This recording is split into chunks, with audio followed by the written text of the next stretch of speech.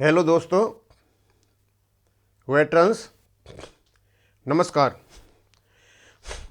आज मैं जो वीडियो बना रहा हूं, मैं कुछ सैनिकों की रिक्वेस्ट पर इस वीडियो को बना रहा हूं। मेरे पास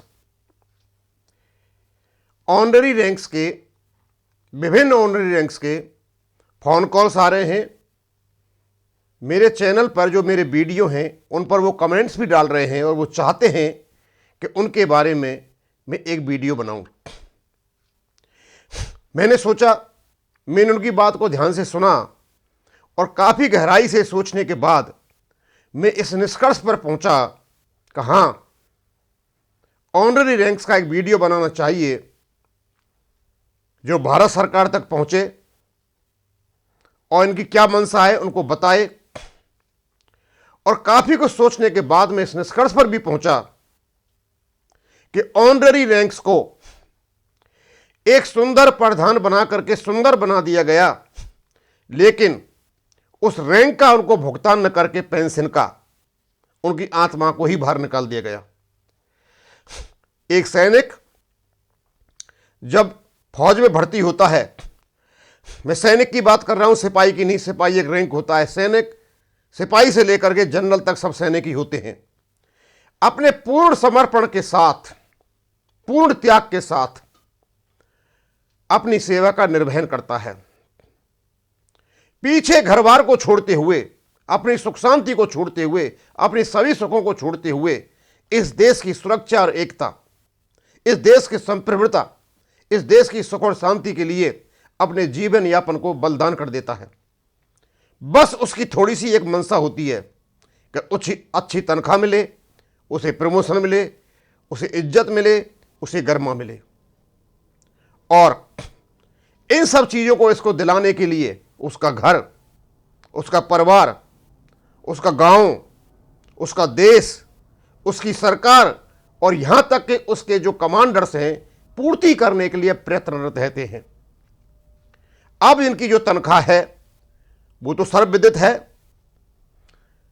और नौकरी करते करते ये भी चाहते हैं कि इनको प्रमोशन मिले। अब आर्मी में प्रमोशन तो इतने हैं नहीं, बहुत लिमिटेड हैं।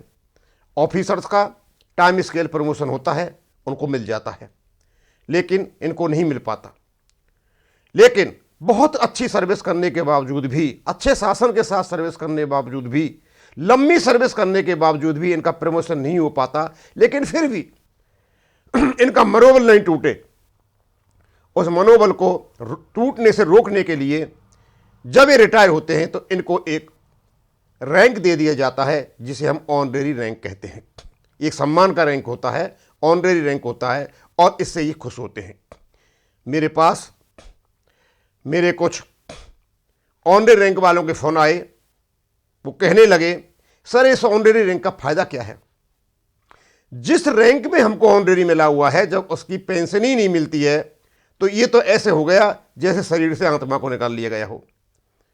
मेरे साथ ही मेरी सूबेदार मेजर, ऑनररी सूबेदार मेजर हूं, और जब मैं ये देखता हूं कि जो रेगुलर सूबेदार मेजर है उसकी तनख्वाह में और मेरी तनख्वाह में कई हजारों का फर्क है, तो मुझे दुख होता है।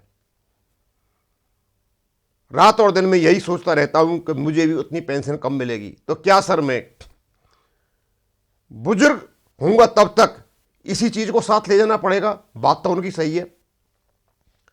और जब वो कहते हैं कि जब इन्होंने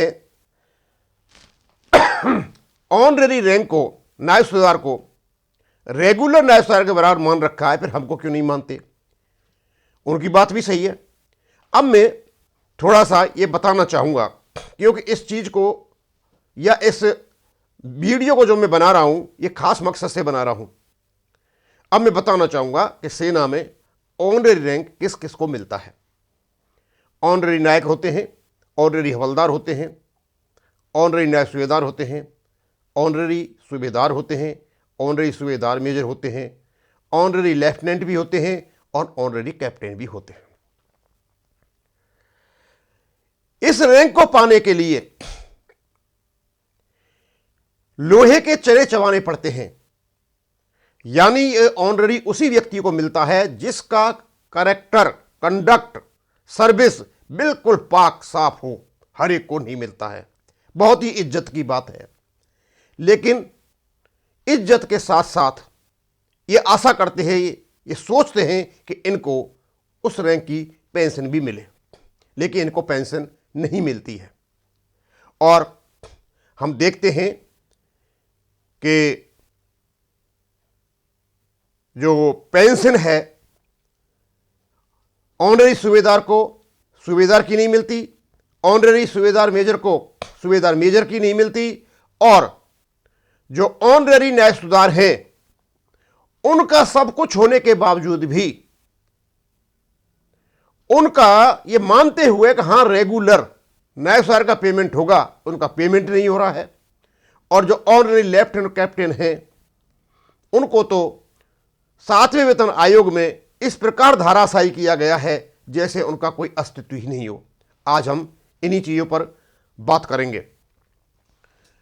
तो ये सभी जो ऑनररी रैंक हैं वो ये चाहते हैं कि इनकी रिक्वेस्ट, इनका आवेदन भारत सरकार के पास पहुंचे और इन पर भी यूनिफॉर्म सिविल कोड लगाया जाए। यानी कहने का मतलब यह है, जब एक ऑनररी रैंक को आप रेगुलर रैंक के बराबर बांध चुके हो, यानी ऑनररी नायब सूबेदार को, तो दूसरे रैंकों को क्यों नहीं।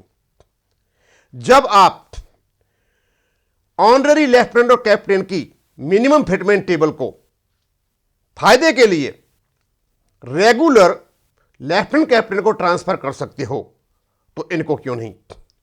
और जब रेगुलर लेफ्टिनेंट और कैप्टन की OROP 1 में फिगर्स को, नोशनल फिगर को रेगुलर जो ऑनररी नायब कैप्टन और जो लेफ्टिनेंट हैं उनको ट्रांसफर कर सकते हो, तो इनको क्यों नहीं।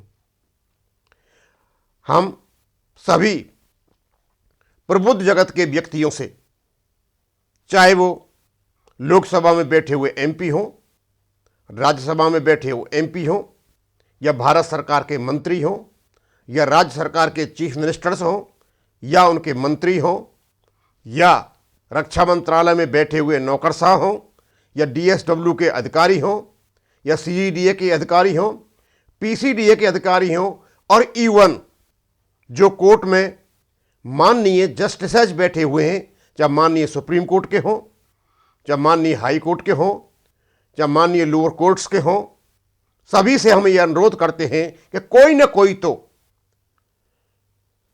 इस मेरे हल्के से वीडियो को देखेगा और देखने के बाद बैठ करके 1 मिनट चिंतन करेगा और सोचेगा कि क्या वास्तव में ही जिस सैनिक ने अपनी सारी जिंदगी इस देश के लिए दे दी, जवानी में आया और एक ऐसी उम्र में गया जो उम्र उसको सिर्फ जीवन यापन करने के लिए है, तो क्या इसको हक नहीं बनता।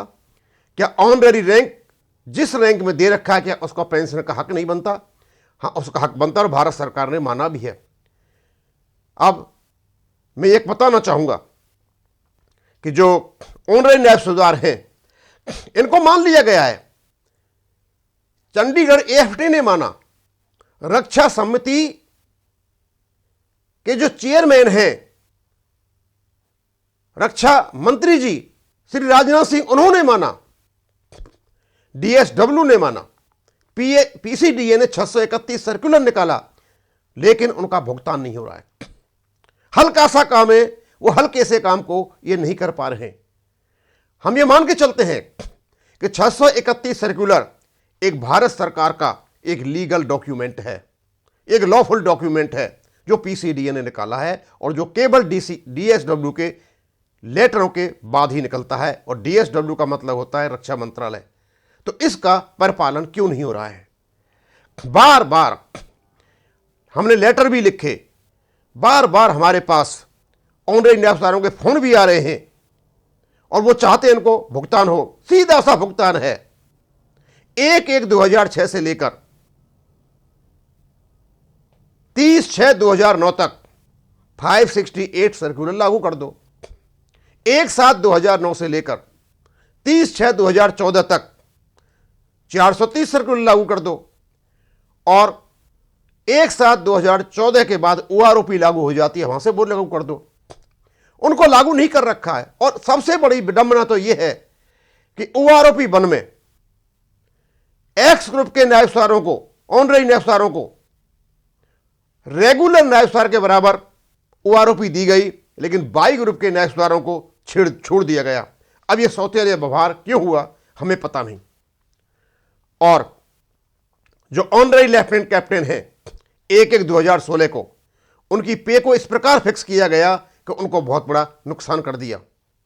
हम भारत की सरकार से, रक्षा मंत्रालय से, DSW से, CGDA से, PCDA से ये अनुरोध करते हैं कि ये देखा जाए कि वास्तव में 631 जो सर्कुलर लागू नहीं हो उसमें कुछ कमियां हैं, उसका परिपालन नहीं हुआ है। यदि नहीं हुआ है तो उसको पालन करें।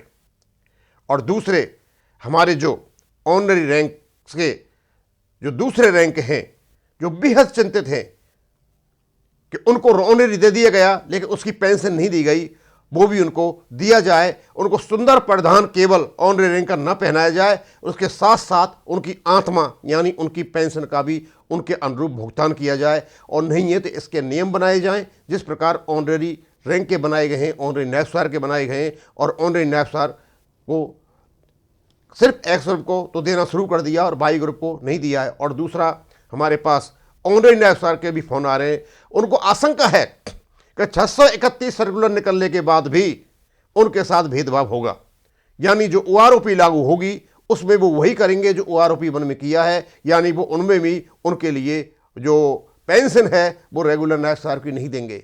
अब इससे ज़्यादा विडंबना और क्या हो सकती है। हम ज़्यादा नहीं बता सकते, ज़्यादा कह भी नहीं सकते, क्योंकि मैंने बहुत कुछ कह दिया। और मैं आशा करता हूँ कि मेरा ये वीडियो कोई ना कोई ज़रूर सुनेगा और भारत सरकार तक ये जाएगा।